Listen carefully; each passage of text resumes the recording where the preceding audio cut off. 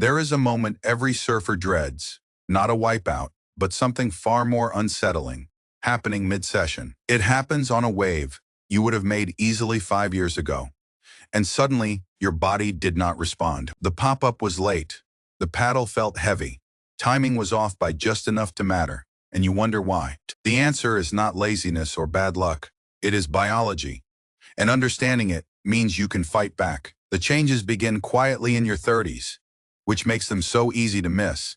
Recovery stretches a little longer. Reaction time drops by a small but measurable margin, showing up as barely their moments in the water. Most surfers brush this off at 30s. Consistency and experience can still mask the shifts almost completely. The real turning point arrives in your 40s, when fast, twitch muscle fibers begin transitioning into slower ones. You feel it directly in your pop-up speed and paddle power. The board feels heavier getting to your feet. Surfing at the same level now demands more effort than it used to. This is physiology, happening to every surfer. Move into your 50s and sarcopenia accelerates. Age-related muscle mass loss stacks on top of the earlier changes. The nervous system becomes less efficient at recruiting remaining muscle fibers, reducing power and endurance significantly. Soft tissue, tendons, ligaments, connective structures becomes less forgiving under load as decades accumulate. For surfers who coasted through their 40s without gym work, the 50s are when the real bill comes due. Small recurring injuries start to stack up, pulling you from the water more often and feeding the decline cycle. By the 60s, the body manages cumulative weight of all these changes at once, but it is still trainable. Surfers consistent through their 50s are genuinely still ripping in their 60s, not coasting, surfing with real authority. Significant change is still on the table.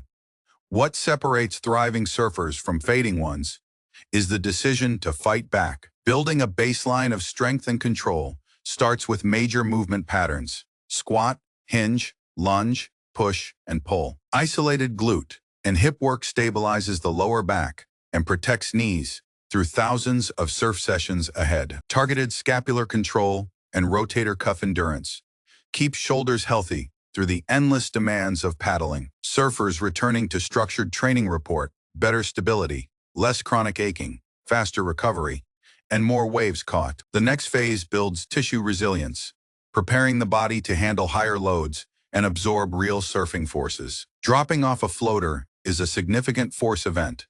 A body untrained to receive, it will eventually find a weak point. Proprioceptive exercises sharpen the nervous system's joint awareness under pressure, protecting ankles, knees, and hips. Targeted tendon work around the Achilles, patellar, and rotator cuff builds durability that stops small injuries compounding. Surfers in this phase report something crucial: competitive confidence, the willingness to go for critical sections harder. The final phase trains sport-specific power directly.